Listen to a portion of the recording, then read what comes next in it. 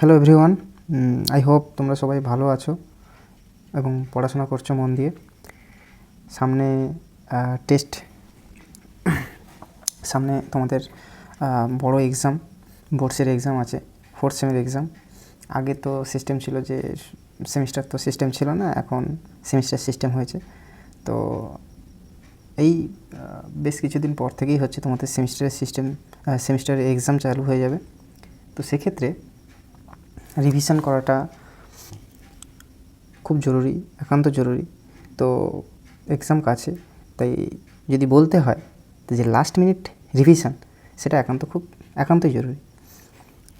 তো আমরা যেহেতু কেমিস্ট্রি চ্যানেল, কেমিস্ট্রি নিয়ে ডিসকাশন চলবে, তো কেমিস্ট্রির একটা ইম্পর্টেন্ট পার্ট, কেমিস্ট্রি আমরা জানি যে কেমিস্ট্রির 3টে পার্ট আছে। একটা হলো ফিজিক্যাল কেমিস্ট্রি বা ভৌত রসায়ন, একটা ইনঅর্গানিক কেমিস্ট্রি বা অজৈব রসায়ন, আর একটা হচ্ছে অর্গানিক কেমিস্ট্রি বা জৈব রসায়ন। তো আমরা যদি দেখি সেমিস্টার সিস্টেমের ক্ষেত্রে, সেখানে 30 মার্কস আমাদের এক্সাম দিতে হবে এবং অনেকটা সময় দিয়েছে। আগে কী হতো, 70 নম্বরের জন্য 3 ঘন্টা 15 মিনিট অ্যালোটেড থাকতো। এক্ষেত্রে 35 নম্বরের জন্য 3 ঘন্টা 15 মিনিট অ্যালোটেড আছে। তো খুব ভালো। তো এক্সাম হলে সময়ের কোনো অভাব পড়বে না। সেক্ষেত্রে তোমরা ধীরে সুস্থে মন দিয়ে তোমরা এক্সাম পেপারটাকে ভালো করে দেখবে এবং তার সলিউশন করার চেষ্টা করবে। তো এবারে যে পার্টগুলো, মানে যে বিষয়গুলো নিয়ে আমরা ডিসকাস করব, তো হেডিং দেখেই বুঝতে পারছো যে অর্গানিক কেমিস্ট্রি বা জৈব রসায়নের আমরা কিছু সেট, এবিটিএ টেস্ট পেপারের কিছু সেট আমরা ডিসকাশন করব।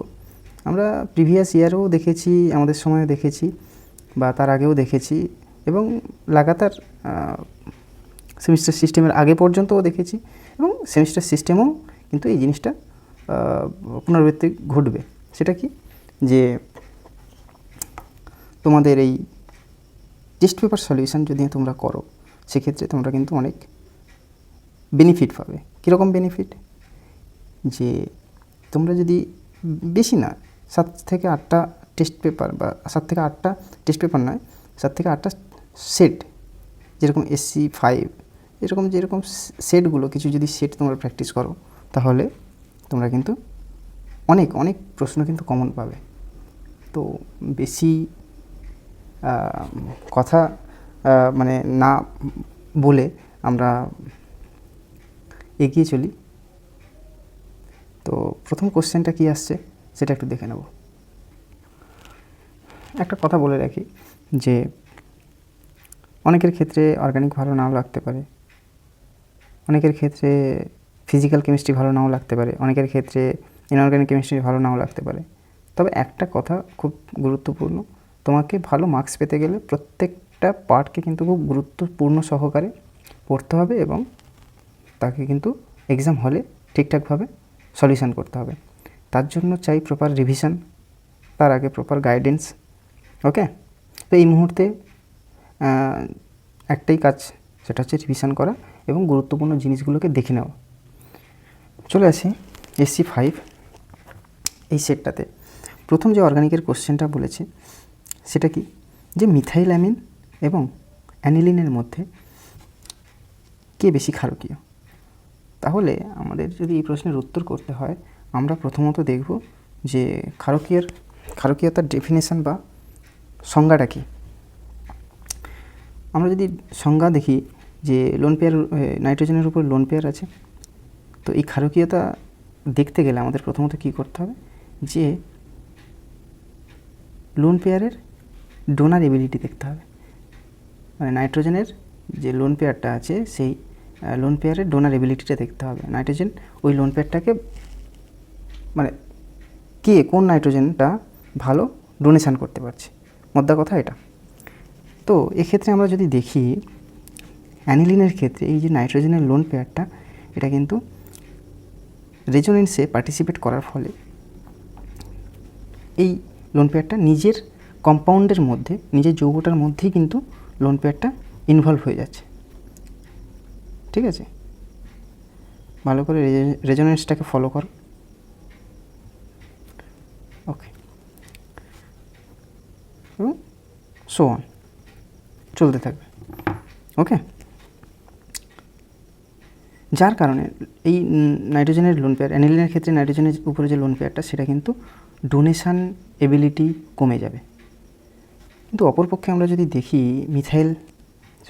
NH2 মিথাইল অ্যামিন এর যে ডোনার এবিলিটি, নাইট্রোজেনের ডোনার এবিলিটি বেশি কম্পেয়ার টু অ্যানিলিন। কেন? কারণ মিথাইলের আমরা জানি প্লাস আই এফেক্ট আছে। কী এফেক্ট আছে? প্লাস আই এফেক্ট আছে। মিথাইল গ্রুপ দেখো নাইট্রোজেনের উপর লোন পেয়ার আছে, সেটা তো ডোনেট করতে পারছে। মিথাইল গ্রুপ কী করছে? সেই নাইট্রোজেনকে আরও অ্যাসিস্ট করছে, তার মানে তাকে আরও সাহায্য করছে। প্লাস আই এফেক্টের সাহায্যে মিথাইল গ্রুপ ইলেকট্রন ঘনত্ব নাইট্রোজেনের দিকে আরও বাড়িয়ে দিচ্ছে, যার কারণে নাইট্রোজেনের ডোনার ক্যাপাসিটিটা আরও বেড়ে যাচ্ছে, যার কারণে মিথাইল অ্যামিনের যে ক্ষারকীয়তাটা সেটা কিন্তু বেশি। ঠিক আছে, তো এই প্রশ্নের উত্তর এরকমই হবে। তোমাকে এরকম রেজোনেন্স দেখাতে হবে এবং প্লাস আই এফেক্ট কিন্তু অবশ্যই উল্লেখ করতে হবে। ঠিক আছে, নেক্সট যে প্রশ্নটা করেছে অথবা 1D এর অথবাটা, nitrobenzene to parabenzoquinone, nitrobenzene to parabenzoquinone. Nitrobenzene, এটা হচ্ছে নাইট্রোবেনজিন, সেখান থেকে আমরা প্যারাবেনজোকুইনন তৈরি করতে চাইছি। প্যারাবেনজোকুইনন, এটাই হলো প্যারাবেনজোকুইননের স্ট্রাকচার। ঠিক আছে, এটাই হলো প্যারাবেনজোকুইননের স্ট্রাকচার। খুব ভালো কথা।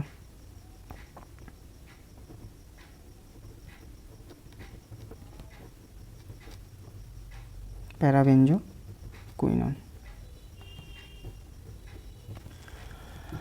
তো দেখো নাইট্রোবেনজিন থেকে ডিরেক্টলি প্যারাবেনজোকুইননের ট্রান্সফার করা বা কনভার্ট করা আমরা কিন্তু ডিরেক্টলি পারবো না। কী করতে হবে আমাদেরকে দেখে নাও। প্রথমত নাইট্রোবেনজিনকে আমরা কী করছি? অ্যানিলিনে কনভার্ট করছি। কী করছি? অ্যানিলিনে কনভার্ট করছি। আচ্ছা, এটা সহজ, এবং তার যে বিকারক SN এবং HCl সেটা দিলে কিন্তু ডিরেক্টলি নাইট্রোবেনজিন টু অ্যানিলিনে কনভার্ট হয়ে যাবে। নেক্সট কী করতে হবে? অ্যানিলিন থেকে আমরা কিন্তু প্যারাবেনজোকুইনন তৈরি করতে পারবো। ওকে, কী নিতে হবে? সোডিয়াম ক্রোমেট Na2Cr2O7 এবং সালফিউরিক অ্যাসিড H2SO4। ওকে, তো এটা করলে কিন্তু আমরা ডিরেক্ট না হোক, দুটো স্টেপ লাগছে, নাইট্রোবেনজিন টু প্যারাবেনজোকুইনন আমরা তৈরি করতে পারবো। ঠিক আছে, নেক্সট কোশ্চেন কী বলছে দেখে নাও। যে ডায়াজো বিক্রিয়ায় 0 ডিগ্রি সেন্টিগ্রেড থেকে 5 ডিগ্রি সেন্টিগ্রেড টেম্পারেচার রাখা হয় কেন? তো ডায়াজো বিক্রিয়াটা কি? দেখো অ্যানিলিন, এটা হচ্ছে অ্যানিলিন থেকে আমরা কি করব? NaNO2 এবং HCl দিয়ে বেনজিন ডাইজোনিয়াম ক্লোরাইড পাওয়া যায়। ওকে, তো সেক্ষেত্রে আমরা যদি দেখি 0 degree centigrade two 5 degree centigrade temperature maintain করা হয়। কেন মেনটেন করা হয়? তার কারণ হচ্ছে খুব কম টেম্পারেচারে এই যে বেনজিন ডাইজোনিয়াম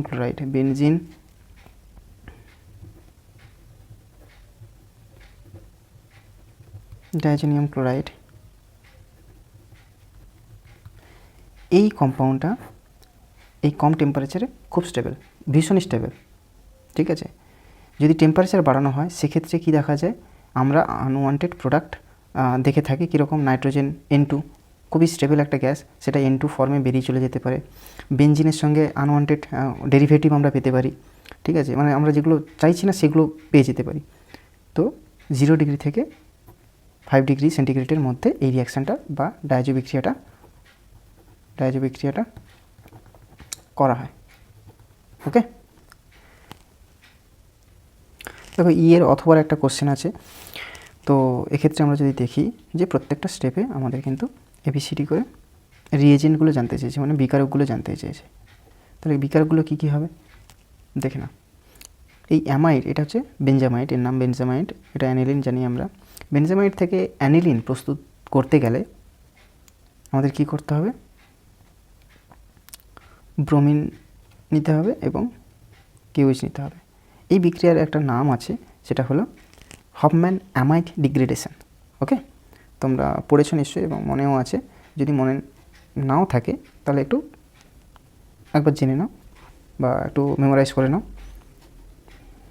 এটার জন্যই তো রিভিশন করা, যে অনেক কিছু অনেক সাবজেক্ট পড়তে হচ্ছে প্রেসারে, অনেক ছোটো ছোটো টার্ম আমরা কিন্তু মাঝে মাঝে ভুলে যাই। তো সেই ছোটো ছোটো টার্মগুলোকে মেমোরাইজ করানোটা তো টিচারদের কাজ, তো সেটাই একটা প্রক্রিয়া চলছে। সুতরাং মেমোরাইজ করো, মেমোরাইজ করাটা ভীষণ জরুরি। যত না পড়বে তার থেকে মেমোরাইজ করাটা ভীষণ ভীষণ গুরুত্বপূর্ণ, ঠিক আছে? তো দেখো, NH2 থেকে N2Cl, এটা একটু আগেই দেখেছি, NaNO2 HCl, NaNO2 HCl। ওকে, খুব ভালো কথা। 3 নম্বরে চলে আসি, মানে সিতে চলে আসি। সি, এটা এমন একটা তোমার ইন্টারমিডিয়েট, যেখান থেকে কিন্তু আমরা অনেক ধরনের প্রোডাক্ট তৈরি করতে পারি। তো চলো, সি এর অপশান, সি এর রিয়েজেন্টটার নাম হবে CuCN এবং HCN। ওকে, CuCN এবং HCN। ডি কী হবে? ডি হবে হাইড্রোলাইসিস। তুমি অ্যাসিডিক হাইড্রোলাইসিস বলতে পারো, H3+, অ্যাসিডিক হাইড্রোলাইসিস, আম্লিক আদ্র বিশ্লেষণ, ঠিক আছে? খুব ভালো কথা। ঠিক আছে, চলো নেক্সট প্রশ্নের দিকে চলে আসি। নেক্সট প্রশ্নে অর্গানিকের প্রশ্নগুলোই ডিসকাশন হচ্ছে, সুতরাং অর্গানিক প্রশ্নগুলোই ধীরে ধীরে দেখে নিচ্ছি। হিন্সবার্গ বিকারক কি? বিকারক, তো প্রথমত বলি এর নাম হচ্ছে বেনজিন সালফোনিল ক্লোরাইড, বেনজিন সালফোনিল ক্লোরাইড। ওকে, তো বেনজিন সালফোনিল ক্লোরাইডের সাহায্যে আমরা অ্যামিন কিভাবে ডিফারেন্সিয়েট করতে পারি, বিভিন্ন টাইপের অ্যামিন। অ্যামিন বলতে এখানে প্রাইমারি অ্যামিন, সেকেন্ডারি অ্যামিন এবং টার্সিয়ারি অ্যামিনের ডিফারেন্সিয়েশনের কথা বলা হয়েছে, যে তাদেরকে কিভাবে আমরা আলাদা করব। বোঝা যাচ্ছে? তো দেখো, আমরা যদি দেখি মানে রিয়াকশানের, মানে এই 35 মার্কসের মধ্যে প্রায় 12 মার্কসের মতো কিন্তু অর্গানিকের জন্য বরাদ্দ। তো সেক্ষেত্রে প্রায় মোর দ্যান 30% আমরা কিন্তু অর্গানিকের থেকে মার্কস ক্যারি করতে পারি। সুতরাং অর্গানিকটা খানিকটা ম্যাথসের মতো, ছোটো ছোটো রিয়েজেন্টগুলোকে তুমি আইডেন্টিফাই করলে, লিখে দিলে, মানে একদম ছাঁকা নম্বর। তো সেক্ষেত্রে এরকম বিষয়টা যে কোনো প্যারা লিখলাম 5 আছে 2 দিল, এরকম বিষয়টা না। একদম ঠিক জানলে কিন্তু ঠিক নম্বর, কোনো কাটার কোনো সম্ভাবনা নেই। ওকে ওকে, তো দেখো, প্রথমত চলে আসি প্রাইমারি অ্যামিন। তো আমি একটা এক্সাম্পল নিয়ে নিচ্ছি, মিথাইল অ্যামিন। তারপরে চলে আসি সেকেন্ডারি অ্যামিন, তারপরে চলে আসি টার্সিয়ারি অ্যামিন। প্রত্যেকের মানে আমরা তো জানি না, প্রত্যেক বিকারে আমরা যদি দেখি বা টেস্ট টিউবে আমরা যদি দেখি, এরকম অ্যামিনের সলিউশন দেখতে পাবো, কিন্তু সেগুলো তো সবই কালারলেস, কোনো কালার নেই। তো আমরা কী করব?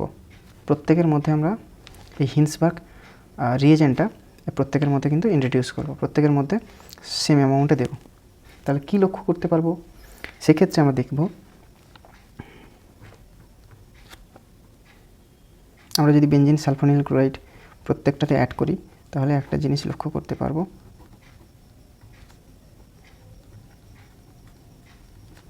সেটা কি? সেটা কিন্তু 3টে অ্যামিনের জন্য ডিফারেন্ট জিনিস লক্ষ্য করব। দেখে নাও,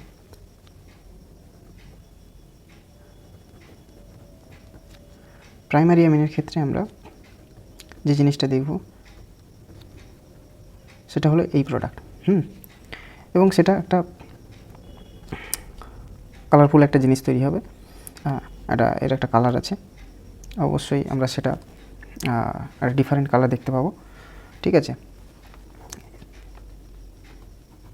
এর ক্ষেত্রে যে প্রোডাক্টটা তৈরি হবে সেটা কি, সেটা হলো এটা।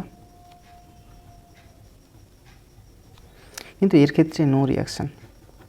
কেন? কারণ এই যে নাইট্রোজেনের লোন পেয়ার আছে, নাইট্রোজেনটা এখানে অ্যাটাক করে ক্লোরিনটাকে বার করবে, সেই জিনিসটা কিন্তু হচ্ছে না, হবে না কোনোভাবে। এক্ষেত্রে কিন্তু পসিবল হচ্ছে। ওকে, তো আমরা যদি দেখি এখানে বাকি দুটো প্রাইমারি অ্যামিন এবং সেকেন্ডারি অ্যামিনের ব্যাপারটা পড়ে রইল। সেক্ষেত্রে আমরা কী করব, পটাশিয়াম হাইড্রোক্সাইড দিয়ে দুটোকে, মানে ওই সলিউশনের মধ্যে পটাশিয়াম হাইড্রোক্সাইড দিয়ে দেবো। কী দেখতে পাবো, এখানে দেখতে পাবো যে এটা কিন্তু এই যে প্রোডাক্টটা তৈরি হয়েছিল সেটা পটাশিয়াম হাইড্রোক্সাইডে কিন্তু সলিবেল। কেন সলিবেল? কারণ এটা অ্যাসিডিক, এটা কিন্তু আম্লিক, ঠিক আছে, আম্লিক ইন নেচার। আর এটা বেস দিচ্ছি, তো অ্যাসিড বেস রিয়াকশানে কী হবে, রিয়াকশান করে এটা সলিবেল হয়ে যাবে। হ্যাঁ, সলিবেল হয়ে যাবে, দ্রাব্য। কিন্তু এটা দ্রাব্য নয়, পটাশিয়াম হাইড্রোক্সাইড দ্রবণে দ্রাব্য নয়, KOH দ্রবণে দ্রাব্য নয়, ঠিক আছে। আর এটা তো কোনো রিয়াকশানই হলো না। তাহলে আমরা স্টেপ বাই স্টেপ একটা জিনিস বুঝতে পারলাম। কী বুঝতে পারলাম, তিনটে আলাদা আলাদা করে সলিউশান রাখা আছে। প্রথমত আমি কি করব, বেনজিন সালফোনিল ক্লোরাইড অ্যাড করে দেবো, যেটাকে আমরা বলছি হিন্সবার্গ বিকারক। ওকে, দুটোর ক্ষেত্রে একটা আলাদা আলাদা কালারের কম্পাউন্ড তৈরি হলো, সেটা বুঝতে পারলাম না যে এটা প্রাইমারি অ্যামিন না সেকেন্ডারি অ্যামিন, খুব ভালো কথা। আর একটা দেখলাম যে কোনো রকম সলিউশানের কোনো মানে কালারের কোনো চেঞ্জ নেই, সেখানে বুঝতে পারছি যে এটা টার্সিয়ারি অ্যামিন, কারণ এটা খুব হিন্ডার্ড একটা অ্যামিন এবং এটা একটা হিন্ডার্ড একটা সাইট সেন্টার, যেখানে অ্যাটাক করে ক্লোরিনটাকে বের করা খুবই ডিফিকাল্ট একটা বিষয়। তো খুব ভালো কথা, কোনো রিয়াকশান হচ্ছে না এখানে। নেক্সট চলে আসি দুটো কেসে। তারপরে কি করছি আমরা, দুটো কালারফুল কম্পাউন্ড তৈরি হয়েছে, তার মধ্যে আমরা পটাশিয়াম হাইড্রোক্সাইডকে অ্যাড করে দিচ্ছি। তাহলে একটা কালারফুল কম্পাউন্ড সলিবেল হয়ে গেল পটাশিয়াম হাইড্রোক্সাইডে, বাট আরেকটা সলিবেল হলো না। সেখান থেকে বুঝতে পারলাম যে এটা সলিবেল হয়েছে, দ্রাব্য হয়েছে, সেটা হচ্ছে প্রাইমারি অ্যামিন। কারণ এখানে অ্যাসিডিক হাইড্রোজেন রয়েছে, বেস দিলে অ্যাসিড বেসের রিয়াকশানে সলিবেল একটা জিনিস তৈরি হবে, অবশ্যই সলিবেল একটা জিনিস তৈরি হয়েছে, কিন্তু সেকেন্ডারি অ্যামিনে দ্রাব্য নয় পটাশিয়াম হাইড্রোক্সাইডে। ঠিক আছে, চলো নেক্সট কোশ্চেনের দিকে এগোই। দেখো নেক্সট কোশ্চেনে চলে আসি। কি বলছে যে নাইট্রোবেনজিন টু, এটাকে বলা হয় অ্যাজোবেনজিন, ঠিক আছে, অ্যাজোবেনজিন। তো কি বিকারক দেব, প্রথমত দেব জিঙ্ক চূর্ণ, হ্যাঁ, বা জিঙ্ক ডাস্ট আমরা বলে থাকি, জিঙ্ক চূর্ণ। আর একটা হচ্ছে অ্যালকোহলিক, পার্টিকুলারলি যদি বলা হয় মিথানোলীয়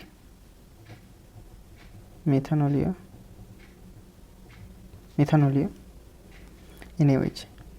ওকে, তো এই অ্যাজোবেনজিন তৈরি হবে, অ্যাজোবেনজিন। ঠিক আছে, নেক্সট কোশ্চেনে চলে এসো। নাইট্রোবেনজিন টু, এটা দেওয়া আছে, ঠিক আছে, যেটাকে আমরা বলছি ফিনাইল হাইড্রক্সিল অ্যামিন। ঠিক আছে, একই রকমভাবে এটাও জিঙ্ক চূর্ণ দেব এবং অ্যামোনিয়াম ক্লোরাইড। তো এটাকে বলা হচ্ছে phenyl hydroxyl amine, phenyl hydroxyl amine. ঠিক আছে, নেক্সট চলে আসবো আমরা। এই যে জিনিসটা দেখতে পাচ্ছি সেটা হলো সিফ ক্ষারক, যেটাকে বলা হচ্ছে সিফ বেস। এটাতে যে জিনিসটা দেওয়া হবে, ABCD করে তো দেওয়া হচ্ছে, এটা হচ্ছে সিতে যেটা দেওয়া হবে সেটা হলো বেঞ্জালডিহাইড। ঠিক আছে, PHCHO, PH এটা কিন্তু বেনজিন অ্যাকচুয়ালি। ঠিক আছে, মানে যেটাকে আমরা কিন্তু এইভাবে দেখার চেষ্টা করছি, বেনজিন NH2। এটাই এটা। ওকে, তারপর চলে আসি ডি হবে COCl2, এটা বেঞ্জালডিহাইড, এটা বেঞ্জালডিহাইড এবং এটা COCl2, সেটা হলো ফসজিন। ওকে, আর এটাকে আমরা বলছি ফিনাইল আইসোসায়ানেট বা বেনজিন আইসোসায়ানেট। Benzene isocyanate.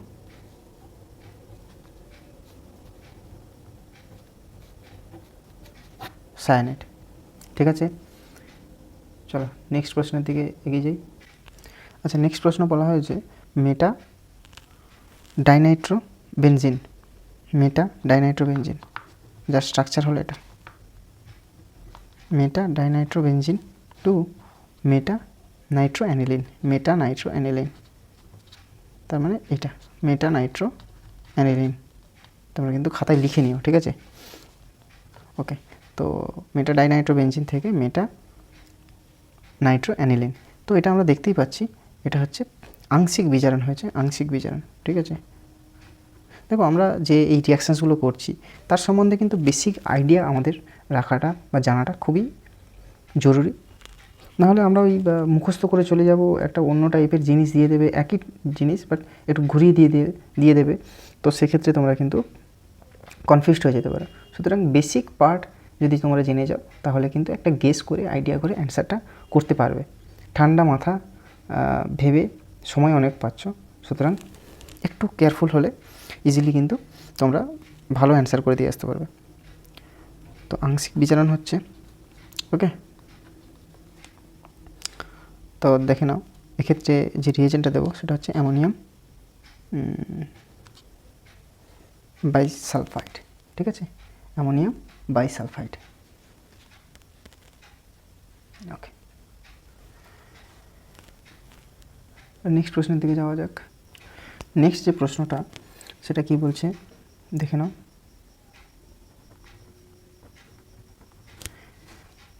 এই যে বিক্রিয়কটা সেটা কিন্তু ক্যান্নিজারো বিক্রিয়ায় অংশগ্রহণ করে না। ক্যান্নিজারো বিক্রিয়ায় অংশগ্রহণ করে না, ভালো করে দেখো, এখানে কোনো আলফা হাইড্রোজেন নেই। যদি আলফা হাইড্রোজেন থাকতো তাহলে সেক্ষেত্রে কিন্তু অ্যালডোল হয়ে যেত।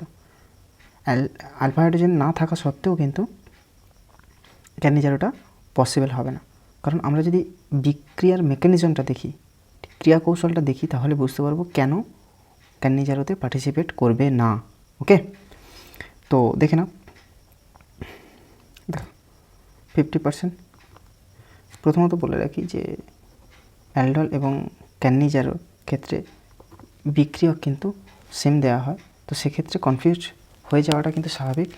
শুধু ডিফারেন্সিয়েট কোন ক্ষেত্রে করতে হবে, এই যে বিক্রিয়কটা নেব সেই বিক্রিয়কে অ্যালডোলের ক্ষেত্রে আলফা হাইড্রোজেন থাকবে বাট ক্যান্নিজারের ক্ষেত্রে আলফা হাইড্রোজেন থাকবে না। এটা কিন্তু আলফা হাইড্রোজেন নয়, ঠিক আছে, এটা কিন্তু আলফা হাইড্রোজেন নয়, এটা কিন্তু মাথায় রাখতে হবে। ঠিক আছে, তাহলে এটা যদি ক্যান্নিজারে হতো তাহলে কি প্রোডাক্ট পেতাম আমরা, দেখে নাও।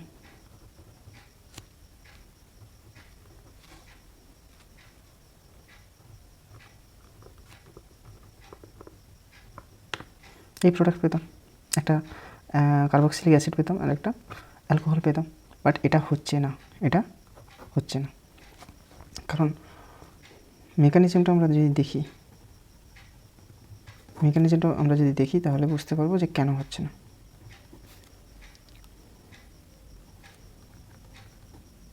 দেখে নাও, হাইড্রক্সিল গ্রুপ, ওইচ গ্রুপ, কার্বনে এসে অ্যাটাক করবে, খুব ভালো কথা।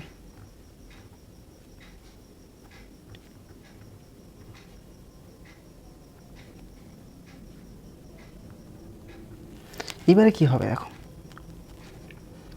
এই কার্বন মানে এই যে অক্সিজেনের উপর যে নেগেটিভ চার্জটা, সেই নেগেটিভ চার্জটা আবার ব্যাক করার চেষ্টা করবে, কারণ কার্বন অক্সিজেন ডাবল বন্ড খুবই স্টেবল একটা বন্ড এবং এদের বন্ড এনার্জি খুব হাই, যার কারণে এই বন্ডটা রিটেন হওয়ার চেষ্টা করবে, মানে ব্যাক করবে। ঠিক আছে, আগের পজিশনে ফেরত আসার চেষ্টা করবে, খুব ভালো কথা। এটা ফেরত এলো, তো কাউকে তো একটা বেরোবে, তো সেক্ষেত্রে ক্যান্নিজারও মেকানিজম ওয়াইজ হাইড্রোজেনটা বেরোনোর কথা ছিল, বাট হাইড্রোজেনটা বেরোবে না। এক্ষেত্রে এই CCl3 এই পোর্শনটা বেরিয়ে যাবে। কেন বেরিয়ে যাবে? তার কারণ হলো CCl3 এই যে পার্টটা আমরা দেখতে পাচ্ছি, কার্বনের উপর নেগেটিভ চার্জ, এই নেগেটিভ চার্জটা কিন্তু হাইলি স্টেবিলাইজড। কিসের কারণে? কারণ এক্ষেত্রে 3টে most electronegative atom, chlorine atom present আছে, সেই ক্লোরিন অ্যাটমগুলো কী করবে, মাইনাস আই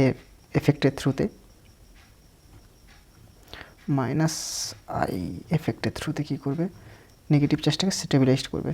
ফলে হাইড্রোজেন রিলিজ হওয়ার পরিবর্তে, মানে H মাইনাস রিলিজ হওয়ার পরিবর্তে এখানে কিন্তু এই অ্যানায়নটা কিন্তু রিলিজ হবে, যার কারণে ক্যাডনিজারোর যে প্রোডাক্টগুলো সেটা কিন্তু আমরা পাবো না, যার কারণে এই বিক্রিয়কটি কিন্তু ক্যাডনিজারোতে পার্টিসিপেট করে না।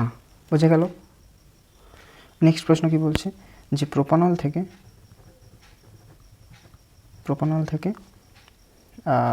প্রোপাইল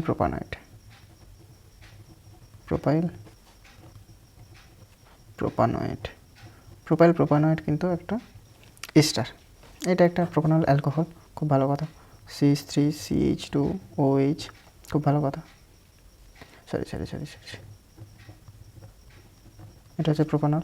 তো এই প্রোপানল থেকে প্রোপাইল প্রোপানয়েড, তার স্ট্রাকচারটা কি, CH3CH2COO CH2CH3, ঠিক আছে, এই জিনিসটা তৈরি হবে। তো এটা তৈরি করতে গেলে আমাদের কী করতে হবে, যে বিকারকটা দেবো সেটা হলো CH3CH2COOH, এবং একটা অ্যাসিড দিতে হবে, সালফিউরিক অ্যাসিড দিতে পারি, HCl দিতে পারি। প্রোপানোয়িক অ্যাসিড দিলে আমরা কিন্তু এর সঙ্গে রিয়াকশান করে প্রোপাইল প্রোপানয়েড তৈরি করবে। ওকে, নেক্সট কোশ্চেন কী বলছে, যে 2,4-DNP কি? 2,4-DNP-কে বলে রাখি, এটা কিন্তু এটাকে ব্র্যাডির বিকারকও বলা হয়। কি বলা হয়? ব্র্যাডির বিকারক, ঠিক আছে, যার ফুল ফর্ম হচ্ছে 2,4-ডাইনাইট্রোফিনাইল হাইড্রোজেন। ওকে, তো তার স্ট্রাকচারটা দেখে নিই।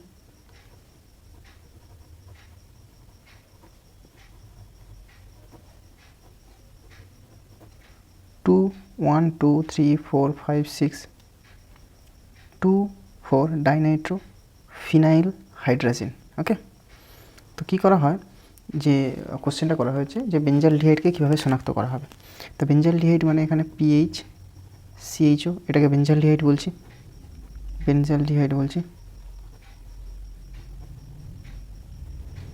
খুব ভালো কথা। তো বেঞ্জালডিহাইডের সঙ্গে ব্র্যাডির বিকারক রিয়াক্ট করে একটা কঠিন মানে কম্পাউন্ড তৈরি করবে, যার সুন্দর একটা কালার কিন্তু তৈরি হয়, ঠিক আছে, সুন্দর একটা কালার তৈরি হয়। সেটা ইয়েলো হতে পারে, অরেঞ্জ হতে পারে। তো এই সুন্দর কালার দেখে এবং কঠিন তৈরি হবে, সেটা ক্রিস্টালাইন তৈরি হবে। ক্রিস্টালাইন কঠিন মানে সেই ক্রিস্টালাইন কঠিন পদার্থ দেখে আমরা কিন্তু, মানে ক্রিস্টালাইন বলতে ক্লাসাকার কঠিন পদার্থ দেখে আমরা বুঝতে পারবো যে এটা কিন্তু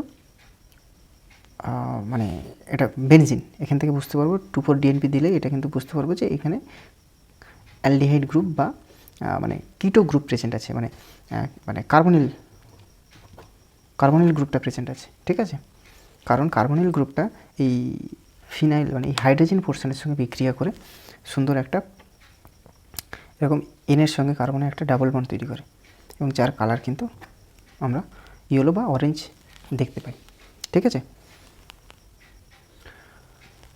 ওকে, নেক্সট প্রশ্নে চলে আসি, যে গ্রিগনাট বিকারকের সাহায্যে আমরা কীভাবে 2-বিউটানল এবং 2-মিথাইল বিউটান 2-অল কীভাবে প্রস্তুত করব, ঠিক আছে। প্রথমত 2-বিউটানলে চলে আসি। দেখো,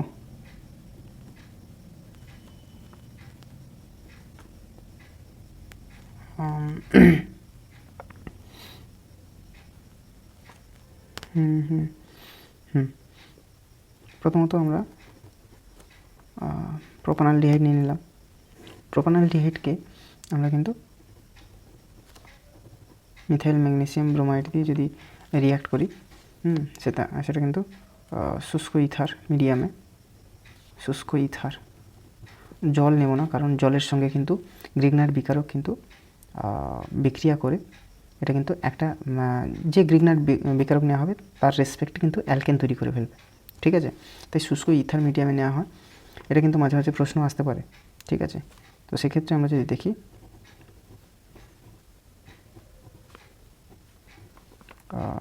কি দেখতে পাবো,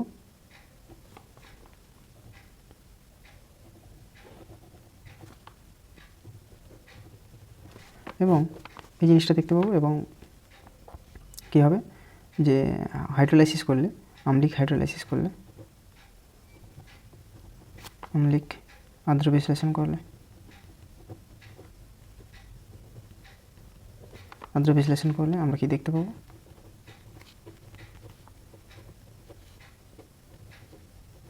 2-বিউটানল কিন্তু তৈরি হয়ে যাবে। ওকে, নেক্সট চলে আসি যে 2-মিথাইল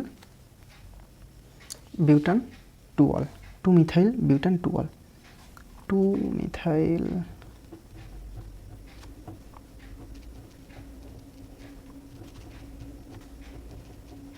মিথাইল 2 1 2 3 4 2-মিথাইল বিউটান 2-অল। ওকে, তো দেখো আমি যদি এটাকে রিভার্স করে দেখানোর চেষ্টা করি তাহলে কীভাবে তৈরি করতে পারো তোমরা।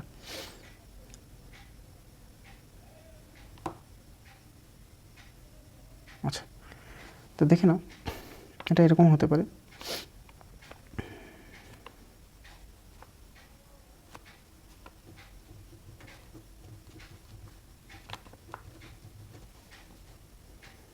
রিভার্স করে আমরা করতে পারি। দেখো প্রথমত বলে রাখি, গ্রিগনাট কোনো পার্টিকুলার একটা রিয়েজেন্ট নয়, এটা কিন্তু একটা টাইপের রিয়েজেন্ট। মানে ম্যাগনেসিয়ামটা ফিক্সড থাকবে, ব্রোমিন হতে পারে, এখানে ক্লোরিন হতে পারে, আয়োডিন হতে পারে, এখানে মিথাইল গ্রুপ না থেকে ইথাইল গ্রুপও হতে পারে, প্রোপাইল গ্রুপও হতে পারে। তো ভেরিয়াস টাইপের গ্রুপে কিন্তু এখানে প্রেজেন্ট হতে পারে। তো এর জেনারেল যে ব্যাপারটা আর এম জি এক্স, আর এবং এক্স কিন্তু ভ্যারি করবে, এম জিটা ফিক্সড থাকছে। তো এটাকেই আমরা বলছি গ্রিগনাট বিকারক, ঠিক আছে, খুব ভালো কথা।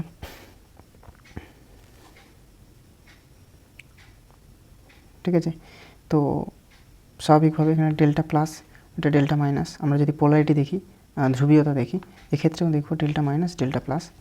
তো এক্ষেত্রেও আমরা একই রকম ডেল্টা প্লাস মাইনাস দেখাতে পারি। তো এই পোর্শনটা এখানে চলে আসবে, আর এমজিবিআরটা এখানে চলে যাবে। তো আমরা কি দেখতে পাই, মানে কি দেখতে চাইছি, এটা 2-মিথাইল 2-বিউটানল, খুব ভালো কথা। তো নেক্সট স্টেপে আমরা আম্লিক আদ্র বিশ্লেষণ করেছি, সেটাও কিন্তু আম্লিক আদ্র বিশ্লেষণ করব, যেটাকে আমরা H3+ দিয়েও কিন্তু রিপ্রেজেন্ট করে থাকি, ঠিক আছে। তো এটা কিন্তু এটা একটা পদ্ধতি হবে। ওকে ওকে, এই ভিডিওর লাস্ট প্রশ্নে চলে আসি, মানে এই সেটের অর্গানিকের লাস্ট প্রশ্নে চলে আসি। সেটা কি বলছে যে C7H8 সংকেত বিশিষ্ট একটি, তোমরা তোমাদের এবিটি টেস্ট পেপার আছে, তোমরা নিশ্চয়ই দেখতে পাচ্ছ। তো আমি একবার পড়ছি, তবে দেখো, C7H8 সংকেত বিশিষ্ট একটি জৈব যৌগ এ এর মধ্যে, তার মানে C7H8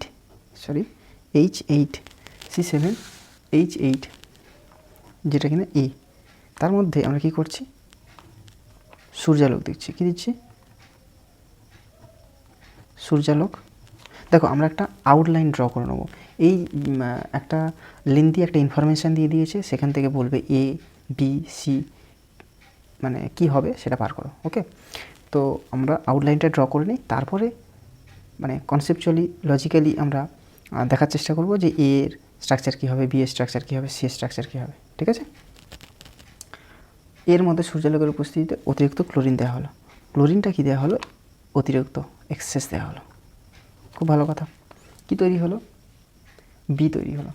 এবার বি এর ফর্মুলা কি? C7H5Cl3, যেটাকে আমরা বি বলছি। খুব ভালো কথা, খুব ভালো।